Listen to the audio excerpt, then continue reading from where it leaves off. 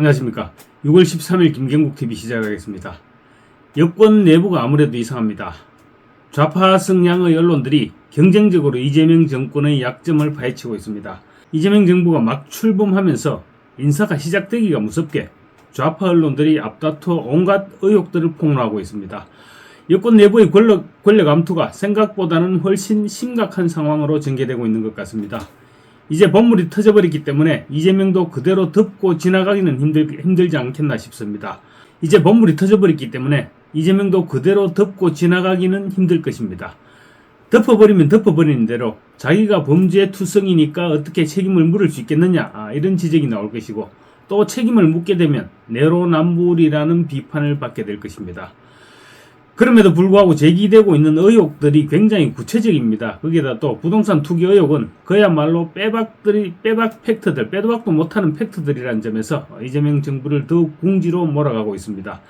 경향신문이 1번 타자로 저격했던 오광수 민정수석은 결국 금융실명법 위반, 사기, 조세범 처벌법 위반, 위계에 의한 업무방해 혐의로 서울중앙지검에 고발을 당했습니다. 공직기강을 책임져야 할 민정수석이 이 정도 고발을 당하고 계속 직무를 수행할 수 있을까요?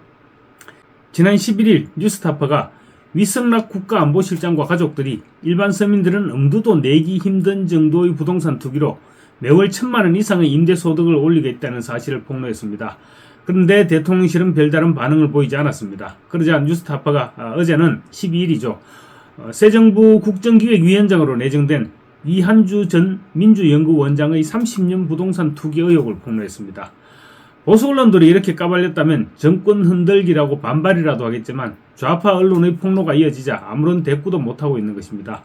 뉴스타파가 12일 부동산 투기 의혹을 폭로한 이한주 국정기획원장은 이재명의 최측근이기도 하지만 이재명 대통령 취임 직후부터 여러 차례에 걸쳐서 부동산 불로소득에 기대지 않는 사회구조를 만들어야 한다, 이런 취지의 주장을 방송에서 해왔던 당사자라는 점에서 충격을 주고 있습니다. 극과 속이 다른 좌파들의 뇌로남불 본성이 속속들이 드러나고 있는 것입니다. 특히 내주 월요일 출범하는 국정기획위원회는 이재명 정부의 5년을 설계하는 역할을 맡게 됩니다. 새 정부의 국정 방향을 설정하고 대선 공약을 정부 정책으로 가다듬는 동시에 대통령직 인수위 역할까지 수행하는 등 막강한 권한을 행사하게 됩니다. 그런 막강한 권한을 행사하는 국정기획위의 위원장이 알고 보니까 부동산 투기꾼이라고 해도 손색이 없을 정도로 30년 동안 투기 실력을 발휘해왔던 것으로 드러나고 있습니다. 이래서야 이한주가 설계하는 국정기획위원회의 정책 설계가 어떻게 신뢰를 받을 수 있겠습니까? 부동산 투기꾼이 설계하는 기본 시리즈에 무슨 영혼이 담겨 있겠습니까? 이재명과 함께 그나물의 거밥이라는 비판이 쏟아질 수밖에 없는 그런 상황입니다. 더 심각한 것은 연일 터져나오는 부동산 투기 의혹에도 불구하고 이재명 정부는 인사검증 기준조차 공개하지 않고 있을 뿐만 아니라 문제가 된 인사들에 대해서도 아무런 조치를 하지 못하고 있다는 사실입니다. 이재명 정권의 도덕성의 한계 때문입니다. 만약 국민의힘 정부였다면 민주당은 지금쯤 난리가 났을 것입니다. 그런데 이재명 대통령실은 어떻게 할 수가 없어 보입니다. 윗물이 막지 않기 때문입니다.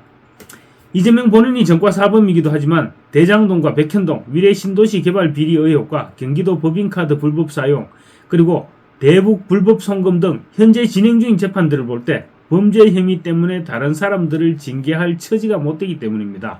대통령뿐만 아닙니다. 국무총리 후보자 역시 전과사범이고 비서실장도 전과이범입니다. 거기에다 민정수석 역시 차명부동산과 차명대출 등의 혐의로 고발을 당한 그런 상태입니다. 그러니까 인사검증이 제대로 이루어질 리가 없을 뿐만 아니라 언론이 차명부동산과 차명대출, 부동산 투기 의혹 등을 들춰내도 별 문제가 아니라는 식으로 지금 지나가려고 하고 있는 것입니다. 이번에 걸린 이한주 위원장은 이재명의 최측근 정책참모입니다. 경제학자 출신인 이한주 위원장은 기본주택, 기본소득 등 이 대통령의 대표 공약인 기본 시리즈를 설계한 최측근으로 이번 대선에서는 캠프 정책총괄본부장을 맡았습니다. 이한주는 배우자와 함께 약 30년간 아파트와 재개발 지역 그리고 상가 투자 등을 통해서 막대한 시세 차익과 임대 수익을 거둔 사실이 확인됐다고 뉴스타파가 보도했습니다. 2003년 6월 이 위원장은 서울 강남구 청담동에 있는 삼익아파트 35평형 한 채를 6, 7억 원대에 매입했습니다. 삼익아파트는 1980년대에 만들어진 노후 아파트로 재건축이 예상되어 온 아파트입니다. 2021년 재건축 공사가 시작됐고 올해 말 새 아파트인 청담 르엘이 완공돼 입주할 예정입니다. 올해 3월 35평형 분양권은 52억 원에 거래됐고 46평형 입주권은 무려 70억 원에 달합니다. 입주권을 가지고 있던 최소 45억 원 이상은 벌어들인 것입니다. 서민들은 평생을 벌어도 만져보지 못할 금액을 불로소득으로 거둬들인 것입니다. 이한주 위원장은 이 대통령 취임 당일인 지난 4일에도 MBN 뉴스에 출연해서 부동산 투기 건재를 주장했습니다. 강남 집값 지수가 너무 높다고도 지적을 했습니다. 그러면서 부동산 투기는 더는 안 된다, 끝났다는 말이 나오도록 해야 한다고도 말했습니다. 그런데 알고 보니 자기는 한 방에 수십억 원의 불로소득을 챙기고 있었습니다. 이런 사람이 이재명의 핵심 브레인입니다. 2005년 5월에는 영등포구 영등포동 5가에 있는 주상복합 동남아파트 상가 8.9평을 사들였습니다. 동남아파트 역시 1971년도에 지어진 노후 건물이었습니다. 현재 개발 사업이 진행 중인데 인근 공인중개사들에 따르면 2005년도였으면 8천만 원 정도에 샀을 텐데 최근 시세로 보면 7, 8배 정도는 뛰었을 것이라고 합니다. 2009년 9월에는 또 영등포 재개발 구역 내 대지 5평과 상가 22평의 지분을 각각 2분의 1씩 사들였는데 현재 재개발 사업이 진행 중입니다. 뉴스타파에 따르면 이한주 위원장 부부의 투기성 부동산 매입은 30년 전부터 시작됐습니다. 1997년 이 위원장의 배우자 박 씨는 경기도 수원시 영통구에 있는 21평 아파트 3채를 혼자 분양받아서 보유하다가 2013년과 19년도에 각각 매각을 했습니다. 2009년 5월에는 경기도 용인시 수지구 신봉동에 있는 신축 아파트 34평형 한 채를 사들였다가 2018년에 매각했습니다. 시세 차익은 확인되지 않았습니다. 이 위원장 가족은 여러 상가에도 투자해서 매달 수백만 원대의 임대 수익을 올렸습니다. 이루 셀 수도 없을 정도로 부동산 투기를 즐겨왔던 것입니다. 2001년에는 성남 분당의 40평대 상가 40평대 상가 2개를 사들였는데 지금까지 상가를 임대 중입니다. 월세로 계약하면 상가 한 개당 보증금 3천에 월세 250 정도의 시세라고 합니다.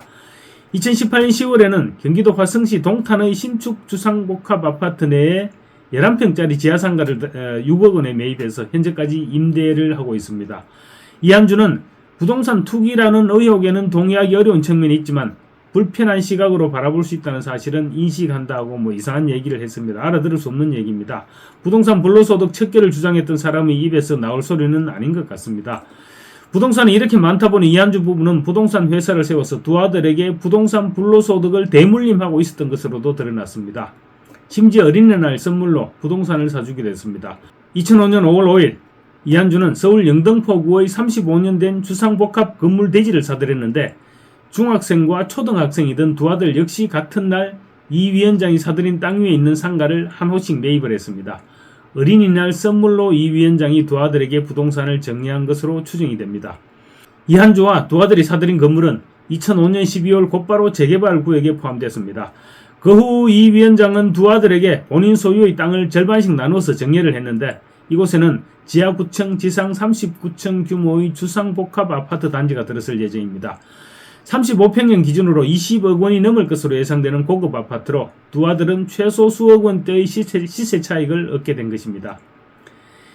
이한주는 자신이 보유하고 있던 경기도 성남시 분당구에 있는 상가 2채를 현물로 출자해서 2017년 2월 부동산 임대 컨설팅 회사인 리엔 파트너즈를 설립합니다.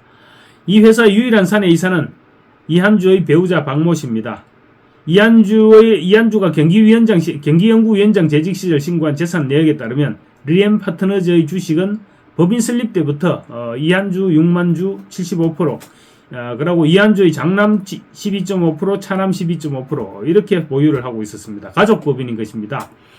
전문가들은 가족법인 설립을 통해서 이한주가 얻을 수 있는 혜택을 크게 세 가지로 분석했습니다. 첫째, 같은 금액의 부동산 임대 또는 판매 이익이 발생했을 때 개인보다 법인일 경우 소득세를 경감할 수 있다. 약 2억 원의 이익이 발생할 때 개인은 약 40%, 법인은 약 19%의 소득세가 발생한다고 합니다.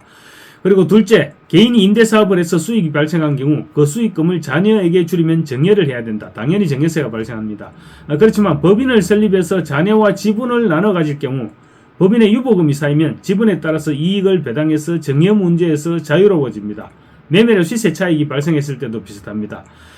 셋째, 본인 소유 부동산을 현물로 출자해서 비상장 법인을 설립할 경우 고위공직자는 자신의 현재 자산을 축소해서 공개할 수 있습니다. 법인에 얼마나 많은 자산이 쌓여있든 공직자 본인이 갖고 있는 해당 법인의 주식의 액면 가치만큼만 신고하면 되기 때문입니다. 이재명 본인의 도덕성이 엉망이다 보니 이재명 주변에 모인 사람들이 모두 비슷비슷한 사람들끼리 모여 있었던 것입니다. 이 정도의 도덕성을 가진 정부가 과연 제대로 된 국정 운영을 할 수 있을까요? 한편 국민의힘 이종배 서울시 의원은 어제 오광수 민정수석을 금융실명법 위반, 사기, 조세범 처벌법 위반, 위계에 의한 업무방해 혐의로 서울중앙지검에 고발했습니다. 각종 비리 의혹으로 도덕성의 치명상을 입은 오 수석이 부패를 감시하는 민정수석을 맡는 것은 그야말로 어불성설이라고 하지 않을 수 없습니다. 그런데 아무리 생각해봐도 이재명은 이들을 그냥 끼안고 가지 않을까 싶은데 생각보다 이재명 정권의 종말은 빨리 앞당겨질 것으로 보입니다. 감사합니다.